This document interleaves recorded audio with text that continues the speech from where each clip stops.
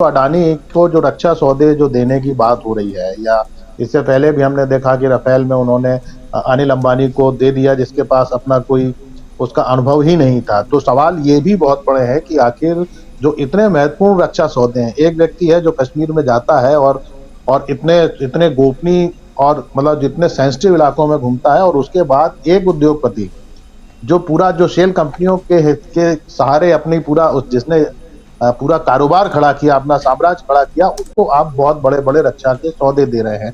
तो ये भी कहीं न कहीं हमारी सुरक्षा से ही जुड़ा हुआ मामला है, और यही देखिए दोनों चीजें इस तरीके से जुड़ जाती हैं कि बीजेपी इन बातों का कोई जवाब नहीं दे सकती। एक तो ये बड़ा कारण है कि उन्होंने राहुल गांधी को टारगेट किया है, जैसा पूरा विपक्ष भी कह रहा है। दूसरी एक और चीज है, देखिए बीजेपी की एक खास जो स्ट्रेटेजी है वो ये है कि वो व्यक्तियों के ऊपर हमला करती है, वो विचारधारा के ऊपर हमला नहीं करती, वो पर्सनल अटैक करती है। और ये पर्सनल अटैक ऐसा नहीं कि वो विपक्षियों पर करती है, वो अपने लोगों पर भी पर्सनल अटैक करती है। अगर आप बलराज मधोक से लेके तमाम जो इनके बड़े नेता रहे हैं उनको देखेंगे, उनके ऊपर व्यक्तिगत हमले हुए हैं।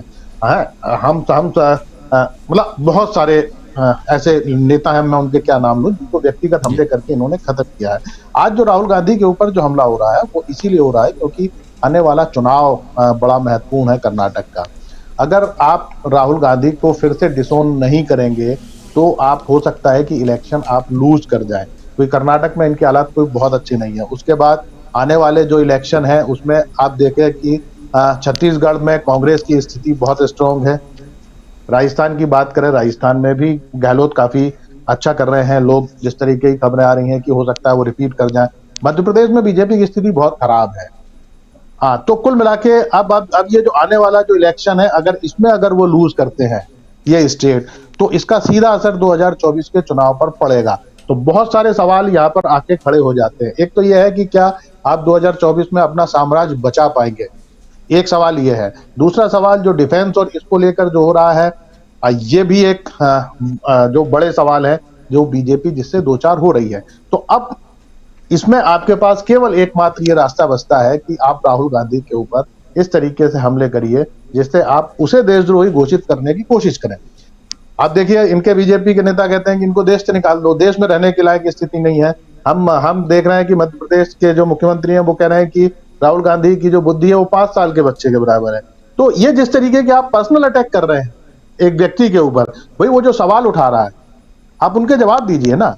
पर्सनल अटैक करने से आप उस व्यक्ति की छवि को धूमिल करने की कोशिश कर रहे हैं। और ये तमाम वो सवाल हैं जो राहुल गांधी ने लंदन में जो कहा, वो सारी बातें उन्होंने अपनी भारत जोड़ो यात्रा में भी कही है।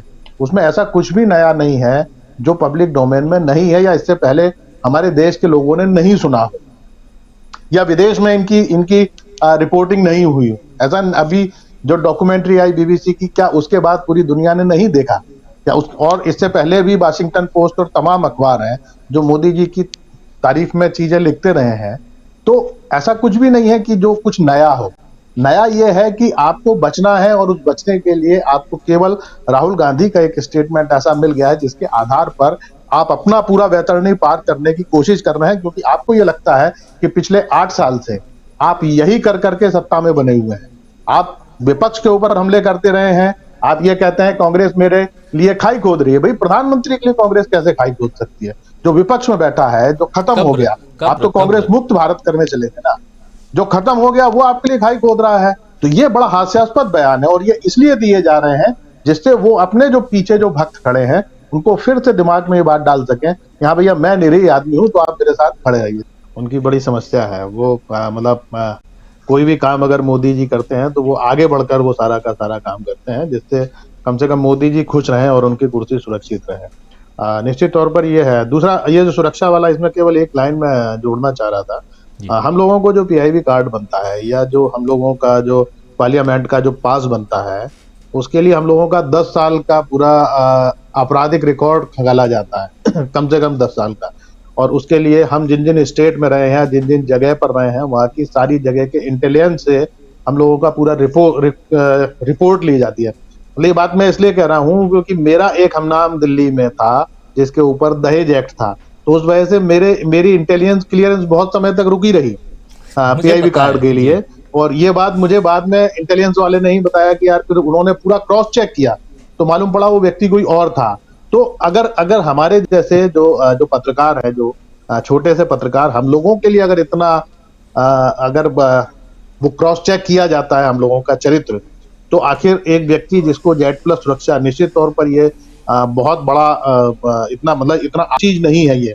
हम लोग देखते हैं कि दिल्ली के किसी भी मंत्रालय में घुसने से पहले जो वहां जो सुरक्षा जो है, जो सीआईएसएफ के जो जवान है, वो आप जब तक उस व्यक्ति, वो जो अधिकारी जैसे आप मिलने जा रहे हैं, जब तक उसकी रिकमेंडेशन नहीं आती आप अंदर नहीं घुस सकते। तो जहां पर इतनी ज्यादा सुरक्षा का मामला हो, जब कश्मीर की ये बात हो, तो जेड प्लस सुरक्षा मिलना या ये निश्चित तौर पर बहुत गंभीर विषय है और इस पर होना चाहिए। दूसरा, जो आप मध्य प्रदेश की बात कर रहे हैं, मध्य प्रदेश में लगातार इनके समीकरण बिगड़ते जा रहे हैं। इस तरीके से ये कोशिश कर रहे थे, अभी जो इन्होंने तमाम जो ट्राइबल्स के बीच में जो पूरा मतलब लगभग पिछले 2 साल से, जब से इनकी नई सरकार बनी है शिवराज सिंह की, तब से ये केवल और केवल ट्राइबल वोट को साधने में लगे हुए हैं, क्योंकि करीब 20 से 22% ट्राइबल वोट है और इनको लगता है कि जो इनका जो मिडिल क्लास और ओबीसी जो खिसक रहा है, अगर ये ट्राइबल्स को अगर साथ लेते हैं, जो कांग्रेस का कोर वोट है, तो शायद इनको कुछ फायदा होगा। तो इन्होंने जैसे पेसा एक्ट लागू किया, टंटिया मामा को इन्होंने भगवान की उपाधि दे दी, ये सारा जो भी कुछ ये काम कर रहे हैं, अब उन्हीं टंटिया मामा के इलाके में जब महिला के साथ एक बलात्कार होता है, उसके बाद उसकी हत्या की जाती है, फिर आदिवासियों पे गोलियां चलाई जाती हैं और जिस तरीके से आदिवासी समाज आक्रोशित होकर बीजेपी के खिलाफ निकल के आ रहा है, उससे पूरी बीजेपी अंदर तक डरी हुई है। तो शिवराज सिंह जिस तरीके के स्टेटमेंट दे रहे हैं उसका निश्चित तौर पर वो भी वही काम कर रहे हैं जो बीजेपी के पास बाकी नेता करते हैं, ध्यान डाइवर्ट करने की।